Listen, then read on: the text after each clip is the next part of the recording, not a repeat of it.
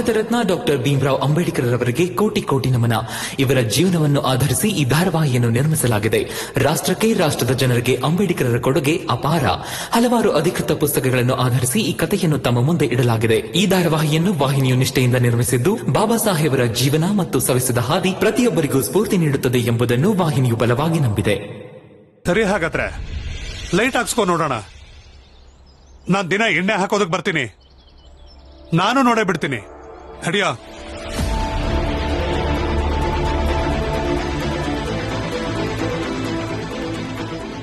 ಸಂಸ್ಕೃತ ಪಾಠ ಮುಗಿಸ್ಕೊಂಡು ಅಪ್ಪನ ಹತ್ರ ಹೋಗ್ತೀನಿ. ಮೊದಲು ಅವ್ರ ಹತ್ರ ಇದ್ರ ಬಗ್ಗೆ ಮಾತಾಡ್ಬೇಕು. ರಾಮ್ಜಿ, ಬನ್ನಿ ಮನೆಗೆ ಹೋಗೋಣ. ಹಾ, ಹೋಗೋಣ.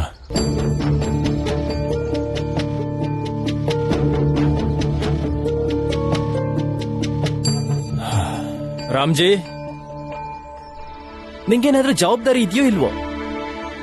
ಮ್ಯಾನೇಜರ್ ನಿನ್ ಮುಂದೆ ನಿಂತಿದ್ದಾನೆ, ಕೇಳ್ಕೊಂಡು ಹೋಗೋ. ಮ್ಯಾನೇಜರ್ ಸಾಹೇಬ್ರೆ, ನಾನು ಹೊರಟಿದ್ದೀನಿ. ಬೇಡ, ಇವತ್ ನಿನ್ ಕೆಲ್ಸ ಇನ್ನೂ ಮುಗ್ದಿಲ್ಲ. ಮಿಕ್ತವರೆಲ್ಲ ಹೋಗಿ.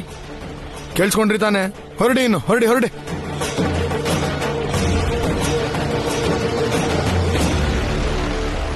ನೋಡಿ ಮ್ಯಾನೇಜರ್ ಸಾಹೇಬ್ರೆ, ಕೆಲಸದಲ್ಲಿ ವೈಯಕ್ತಿಕ ದ್ವೇಷಕ್ಕೆ ಜಾಗ ಕೊಡ್ಬೇಡಿ. ಭಾಷಣ ಮಾಡಕ್ ಬರ್ಬೇಡ ರಾಮ್ಜಿ.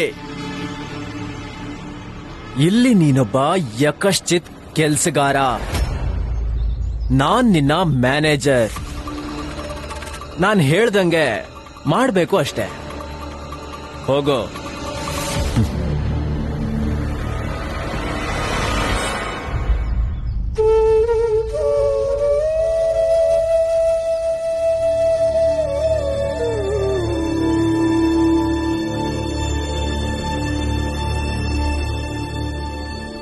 ಇದನ್ನೇ ನೋಡಿ, ಇವತ್ತಿನ ಕೆಲಸ ಪೂರ್ತಿ ಮುಗಿಸಿದ್ದೀನಿ. ಈ ಕೆಲಸ ಇಲ್ಲ ಅಂದ್ಮೇಲೆ ಮತ್ತೆ ಕೆಲಸ ಮಾಡು ಅಂದ್ರೆ ಹೇಗೆ?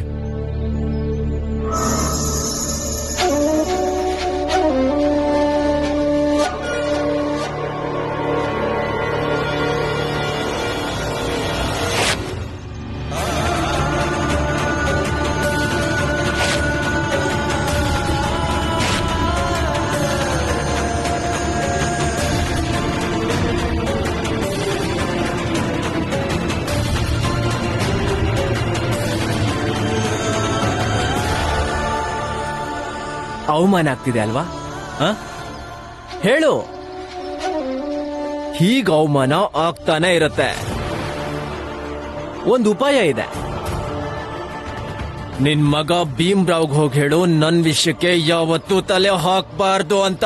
ನನ್ ಹತ್ರ ಕ್ಷಮೆ ಕೇಳಲಿ, ಕ್ಷಮಿಸ್ಬಿಟ್ಟು ಕಳಿಸ್ತೀನಿ. ಏನೋ ಬದುಕೊಂಡು ಹೋಗ್ಬೋದು ನೀವು. ಮ್ಯಾನೇಜರ್ ಸಾಹೇಬ್ರೆ, ನಾನೊಬ್ಬ ತಂದೆ.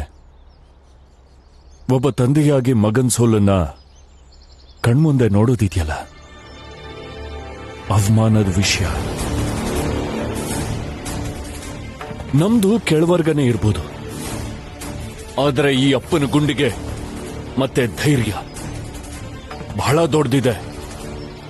ಹಂಗೆ ನನ್ ಕೆಳವರ್ಗ ಅನ್ನೋದನ್ನು ಒಪ್ಪಲ್ಲ. ಭೀಮಾ, ಅದೇನೋ ನಿನ್ ವಿಷಯಕ್ಕೆ ತಲೆ ಹಾಕ್ಬಾರ್ದು ಅಂತಿದ್ಯಲ್ಲ, ಅದನ್ ಮರ್ತು ಬಿಡು.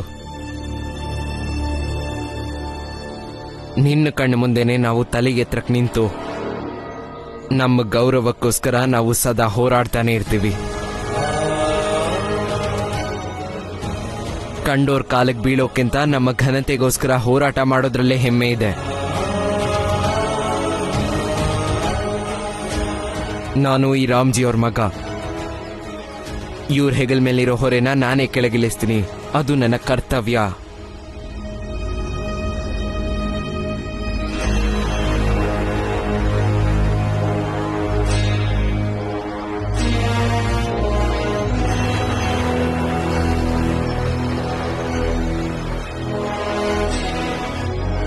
ತಗೋ ಇದನ್ನ. ನನ್ನ ತಂದೆಗೆ ಯಾವ್ಯಾವ ತರ ತೊಂದರೆ ಕೊಡಬೇಕು ಅಂದ್ಕೊಂಡಿದ್ಯೋ ಈಗಲೇ ಹೇಳ್ಬಿಡು. ನಾನಿಲ್ಲೇ ನಿನ್ ಮುಂದೆ ನಿಂತಿದ್ದೀನಿ. ಭೀಮ್ರಾವ್,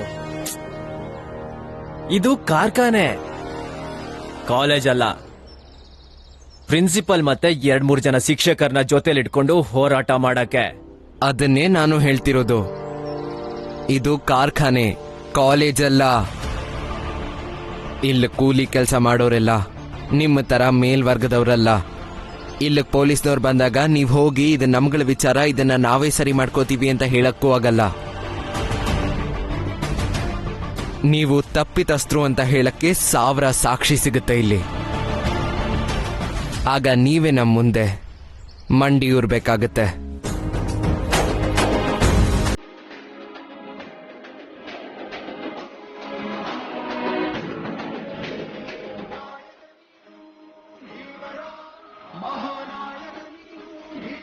ನಡೀರಿಯಪ್ಪ.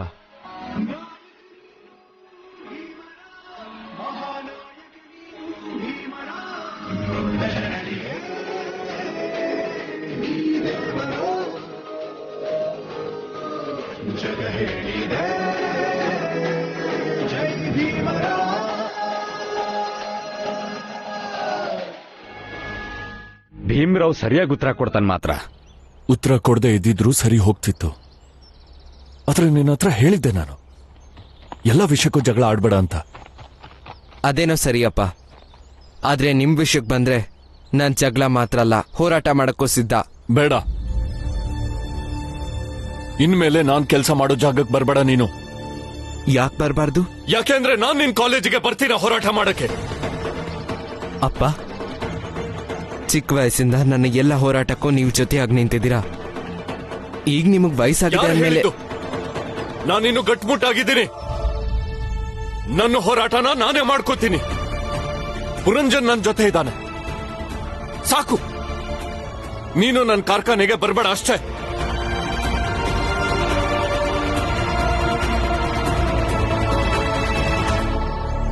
ಭೀಮಾ,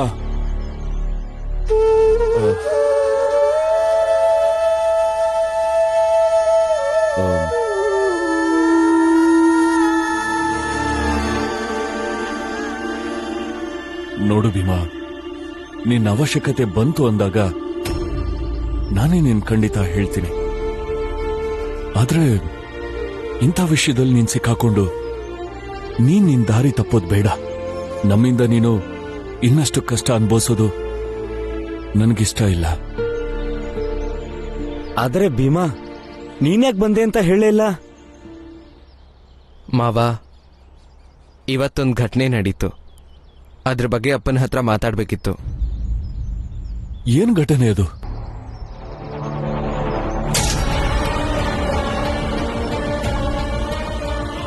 ನಮ್ ಕಾಲೋನಿಗೆ ಬಂದು ನಮ್ಗೆ ಎದುರು ಮಾತಾಡ್ತಾನೆ. ಇಲ್ಲಿಂದ ಹೋಗ್ತೀಯೋ ಇಲ್ವೋ? ಸರ್ಕಾರಿ ದೀಪ ಇಲ್ದಿರೋ ರಸ್ತೆಗಳಲ್ಲಿ ಹೇಗ್ ದೀಪ ಹಾಕ್ಸೋದು ಅಂತ ಹೇಳ್ಬೋದಾ? ಅರ್ಜಿ ಬರ್ತ್ ಕಳ್ಸು, ಆದಷ್ಟು ಬೇಗ ಲೈಟ್ ಬರುತ್ತೆ. ನಿಮ್ಮಂತ ಕೆಳವರ್ಗದ ಜನಗಳಿಗೆ ಕತ್ಲೆ ಇದ್ರೇನು ಬೆಳಕಿದ್ರೇನು. ಅದಕ್ಕೆ ಈ ವಿಷಯದ ಬಗ್ಗೆ ನಿಮ್ ಹತ್ರ ಮಾತಾಡಿ ಇದಕ್ಕೊಂದು ದಾರಿ ಕಂಡ್ಕೊಳ್ಳೋಣ ಅಂತ ಬಂದೆ. ಅಷ್ಟ್ರಲ್ಲಿದೆಲ್ಲ ಹಾಗಲ್ಲ ಭೀಮಾ, ಆಗಿದ್ದೇನೋ ಆಗೋಯ್ತು. ಆದ್ರೆ ನಾನು ನಿಂಗೆ ಮಾತು ಕೊಡ್ತೀನಿ, ಇನ್ಮೇಲೆ ಅದೆಷ್ಟೇ ಕಷ್ಟ ಬಂದ್ರು ನೀನು ಓದಗಂತೂ ಸೀಮೆ ಎಣ್ಣೆಗೆ ಕೊರತೆನೆ ಆಗೋದೇ ಇಲ್ಲ. ವಟಾರದ ಹತ್ರ ದೀಪ ಇರ್ಲಿ ಅಥವಾ ಬಿಡ್ಲಿ, ಅದಕ್ಕೆಲ್ಲ ನೀನ್ ತಲೆ ಕೆಡ್ಸ್ಕೊಳಕ್ಕೆ ಹೋಗ್ಬೇಡ.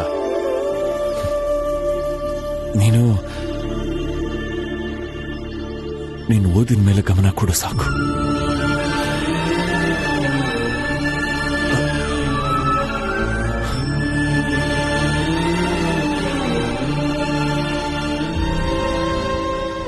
ಅಪ್ಪ, ನನಗೆ ಗೊತ್ತಿದೆ, ಬರೀ ಸೀಮೆ ಎಣ್ಣೆ ಮಾತ್ರ ಅಲ್ಲ, ನೀವ್ ನನ್ನ ಓದ್ಗೆ ಯಾವುದೇ ಕೊರತೆ ಆಗದೆ ಇರೋ ತರ ನೋಡ್ಕೋತೀರಾ ಅಂತ.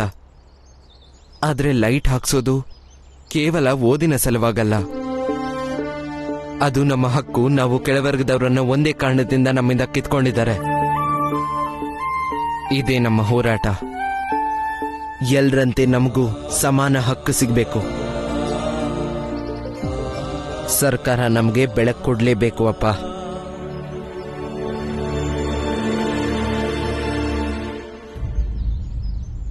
ಮಕ್ಳ, ಏನ್ ಮಾಡ್ತಿದ್ದೀರಾ ಇಲ್ಲಿ? ನಡೀರಿ, ಹೊರಗೆ ಆಟಾಡ್ಕೊಳ್ಳಿ ಹೋಗಿ.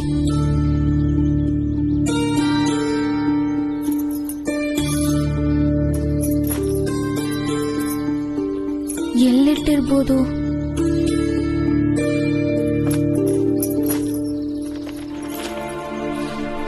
ಆ ಪತ್ರ ತಗೊಂಡ್ ಹೋಗ್ಬಿಟ್ರ ಏನು? ಯಾಕೆ ತಗೊಂಡ್ ಹೋಗಿರ್ತಾರೆ? ಅವ್ರು ನನ್ನಿಂದ ಆ ಪತ್ರನ ಯಾಕೆ ಮುಚ್ಚಿಡ್ತಿದ್ದಾರೆ? ನಾನಾ ಪತ್ರನ ಮಾವ, ಆನಂದಣ್ಣ ಇವ್ರ ಹತ್ರ ಓದಿಸ್ಬಿಡ್ತೀನಿ ಅಂತನ? ಆ ಗೋಮತಿ ಅಂತದ್ ಏನ್ ಬರ್ದಿದ್ದಾಳೆ ಆ ಪತ್ರದಲ್ಲಿ? ಗೋಮತಿನ?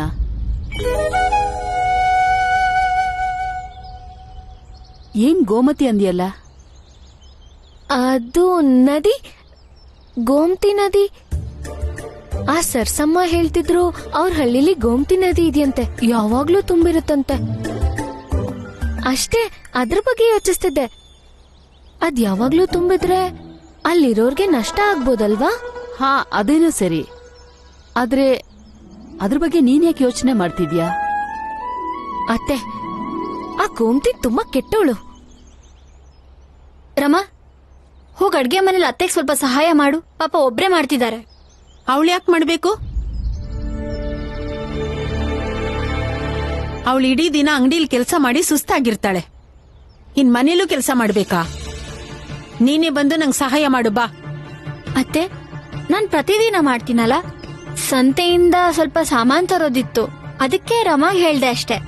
ಸಂತೆಗೆ ಹೋಗೋ ಕೆಲ್ಸನ ರಮಾ ಮಾಡ್ಲಿ ಬಿಡು. ಹೋಗ್ತೀಯ ರಮಾ? ಸುಸ್ತಾಗಿರ್ತಾಳೆ. ಹೊರಗೆ ಹೋಗ್ ಬಂದ್ರೆ ಸ್ವಲ್ಪ ಆಯಾಸ ಕೂಡ ಕಮ್ಮಿ ಆಗ್ಬೋದು. ರಮಾ, ನೀನೇ ಸಂತೆಗೆ ಹೋಗು. ನೀನ್ ನಡಿ, ತರಕಾರಿ ಹೆಚ್ಚಿಕೊಡ್ಬಾ.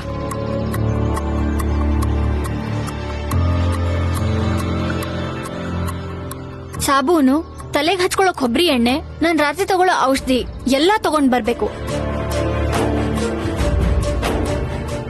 ಯಾವ್ದನ್ನೂ ಮರಿಬೇಡ.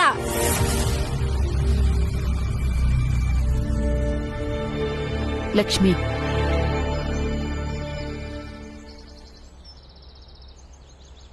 ಏನಾದ್ರೂ ಅರ್ಥ ಆಗ್ತಿದ್ಯಾ? ಏನ್ ಅರ್ಥ ಆಗ್ಬೇಕು? ಏನು ಅಂದ್ರೆ, ಜೀಜಾಬಾಯಿ ಯಾರ್ ಪರಾನೂ ಅಲ್ಲ. ನೆನ್ನೆವರೆಗೂ ರಮಾನ್ ಕಂಡ್ರೆ ಆಗ್ತಿರ್ಲಿಲ್ಲ, ಈಗ ಸಂಪಾದನೆ ಮಾಡ್ತಿದ್ದಾಳೆ ಅಂತ ಇಷ್ಟ ಆದ್ಲು. ಜೀಜಾಬಾಯಿ ತನಗೋಸ್ಕರ ಯಾರನ್ನ ಬೇಕಾದ್ರೂ ಕೆಟ್ಟೋರ್ ಮಾಡ್ತಾಳೆ. ತುಂಬಾ ವರ್ಷಗಳಿಂದ ನೋಡ್ತಿದ್ದೀನಿ ಅವಳನ್ನ. ಅವಳು ಯಾವತ್ತೂ ಒಳ್ಳೆಯವಳಾಗೋದಿಲ್ಲ. ಎಲ್ರಲ್ಲೂ ತಪ್ಪು ಹುಡ್ಕೋದ್ರಲ್ಲೇ ಸಮಯ ಕಳೆದ್ಬಿಟ್ಲು. ಅವಳ ಬುದ್ಧಿನ ನೀನ್ ಯಾವತ್ತೂ ಕಲಿಯಕ್ ಹೋಗ್ಬೇಡ.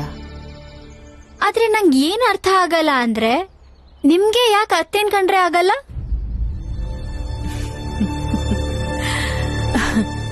ನಂಗ್ ಯಾರ ಮೇಲೂ ಅಸಮಾಧಾನ ಇಲ್ಲ. ನಂಗ್ ಯಾಕೆ ಅಸಮಾಧಾನ ಹೇಳು? ನಾನ್ ಯೋಚನೆ ಮಾಡ್ತಿರೋದು, ಈ ಮನೆಯಲ್ಲಿ ಇನ್ನೊಬ್ಳು ಜೀಜಾಬಾಯಿ ಹುಟ್ಕೋಬಾರ್ದು.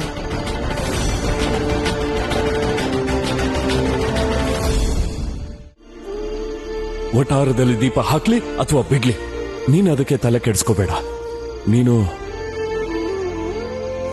ಓದಿನ ಮೇಲೆ ಗಮನ ಕೊಡು ಸಾಕು.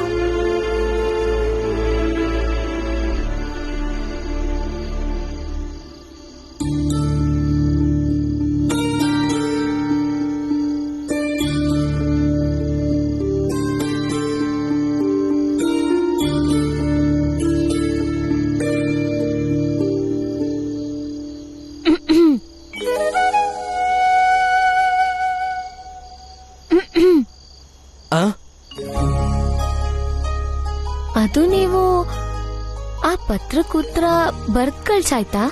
ಹಾ, ಉತ್ತರ ಬರ್ದ್ ಕಳ್ಸಾಯ್ತು. ಆದ್ರೆ ಆ ಪತ್ರದ ಬಗ್ಗೆ ನೀನ್ ಯಾಕೆ ಇಷ್ಟೊಂದು ತಲೆ ಕೆಡಿಸ್ಕೊಂಡಿದ್ಯಾ?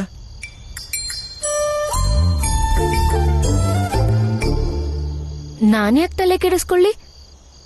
ನಾನ್ ಸುಮ್ನೆ ಕೇಳ್ದೆ ಅಷ್ಟೆ.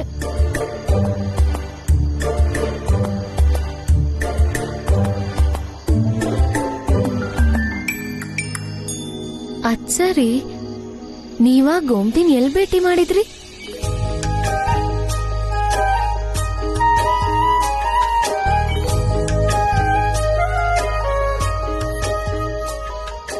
ಬಾ ಈ ಕಡೆ, ನಾನೇ ಎಣ್ಣೆ ಹಚ್ತೀನಿ.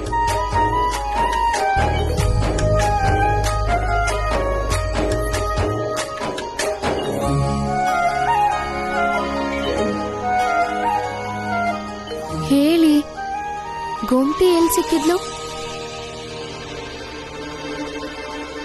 ಅದೇ ರಮಾ ಆ ಪತ್ರದಲ್ಲಿ ಬರ್ದಿತ್ತಲ್ಲ, ಅದೇ 10ನೇ ತರಗತಿಲಿ ಒಟ್ಟಿಗೆ ಓದ್ತಿದ್ದಿದ್ದು, ಆಮೇಲೆ ಅಲ್ಲೇ ಭೇಟಿಯಾಗಿದ್ದು ಅಂತ.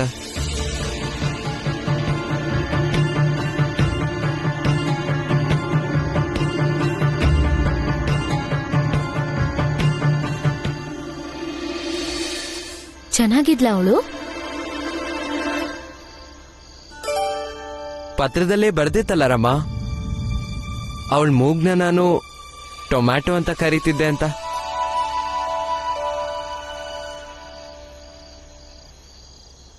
ನೀವಿಬ್ರು ಅಷ್ಟೊಂದ್ ಹತ್ರನಾ? ಅದೂನು ಆ ಪತ್ರದಲ್ಲೇ ಬರ್ದಿತ್ತಲ್ಲ ರಮಾ. ಏನ್ ಕೇಳಿದ್ರು ಬರ್ದಿತ್ತು ಅಂತಿರಲ್ಲ, ನನಗ್ ಓದಕ್ ಬರುತ್ತಾ? ಅಯ್ಯೋ ಹೌದಲ್ವಾ, ಛ, ನಿಂಗ್ ಓದಕ್ ಬರಲ್ಲ ಅನ್ನೋದನ್ನ ಮರ್ತೇ ಬಿಟ್ಟಿದೆ ನೋಡು. ಇರ್ಲಿ ಬಿಡು, ತೊಂದ್ರೆ ಇಲ್ಲ. ನಿನಗೇನೇ ಪ್ರಶ್ನೆ ಇದ್ರು ಕೇಳು, ನಾನು ಉತ್ತರ ಕೊಡ್ತೀನಿ. ಅದ್ರಲ್ಲೇ ಬರ್ದಿದ್ಯಲ್ಲ ಅಂತ ಮಧ್ಯ ಮಧ್ಯದಲ್ಲಿ ನಾನು ಹೇಳಲ್ಲ, ಆಯ್ತಾ? ನನ್ಗೇನು ಹೇಳ್ಬೇಡಿ ನೀವು. ಅಯ್ಯೋ ಇರು ರಮಾ, ಕೇಳು, ಹೋಗಿದ್ರೆ ಕೇಳು.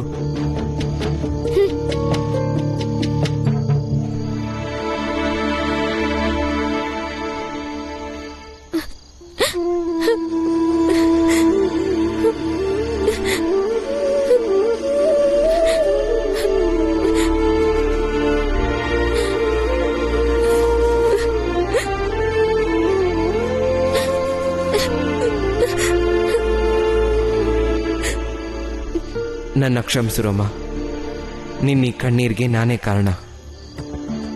ಆದ್ರೆ ರಮಾ, ನಿನಗೆ ಅರ್ಥ ಆಗ್ಬೇಕು, ಓದು ವಿದ್ಯೆಯಿಂದ ಕೇವಲ ವ್ಯಕ್ತಿತ್ವ ಮಾತ್ರ ಅಲ್ಲ, ಇಬ್ಬರ ನಡುವಿನ ಸಂಬಂಧ ಕೂಡ ಗಟ್ಟಿ ಮಾಡುತ್ತೆ. ಆ ಪತ್ರನ ನಾನೇ ಓದಿದ್ರೆ ಯಾವ ತೊಂದರೆನೂ ಆಗ್ತಿರ್ಲಿಲ್ಲ ಅಂತ ನಿಂಗೆ ಅರ್ಥ ಆಗೋ ಥರ ನಾನು ಮಾಡೇ ಮಾಡ್ತೀನಿ ರಮಾ. ಅದೇ ನನ್ನ ಉದ್ದೇಶ. ಆದ್ರೆ ರಮಾ, ನೀನ್ ಆ ಸ್ಥಿತಿಗೆ ಬರೋವರೆಗೂ ನಾನ್ ನಿನ್ನ ಹತ್ರ ನಿಜ ಏನು ಅಂತ ಹೇಳಲ್ಲ. ನನ್ನ ಕ್ಷಮಿಸ್ಬಿಡು ರಮಾ.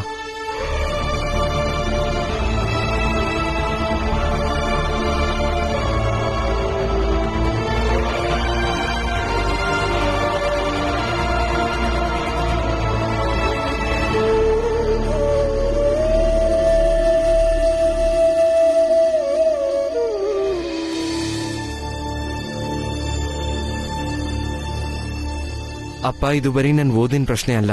ಆದ್ರೆ ನನಗ್ ಮಾತ್ರ ನೀನು ಓದು ಮುಖ್ಯ. ಇಲ್ಲ ಅಪ್ಪ, ನಮ್ ವಠಾರದಲ್ಲಿ ಮೂರ್ತಿ ಇದ್ದಾನೆ, ಅವನ್ ಥರ ಇನ್ನೂ ಸಾಕಷ್ಟು ಜನ ಓದ್ತಿದ್ದಾರೆ. ವಠಾರದ ರಸ್ತೆಯಲ್ಲಿ ದೀಪ ಹಾಕಿದ್ರೆ ಎಲ್ರಿಗೂ ಅನುಕೂಲ ಆಗುತ್ತೆ.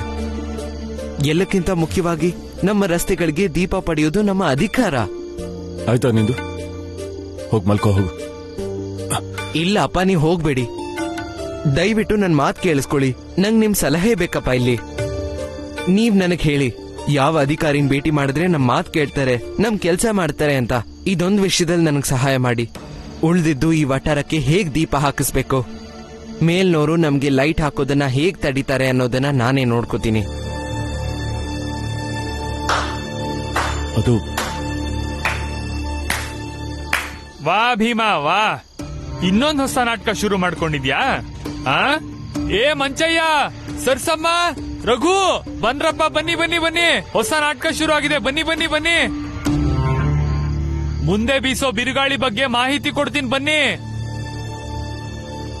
ಈ ಭೀಮರಾವ್ ನಮ್ ವಠಾರಕ್ಕೆ ದೀಪ ಹಾಕ್ಸೋದಕ್ ಹೊಸ ಆಂದೋಲನ ಶುರು ಮಾಡ್ತಿದ್ದಾನೆ. ಅಂದ್ರೆ ಮತ್ತೆ ಮೇಲ್ನೋರು ನಮ್ ಬಗ್ಗೆ ಕೋಪಿಸ್ಕೊಳ್ಳೋ ತರ ಮಾಡ್ತಾನೆ.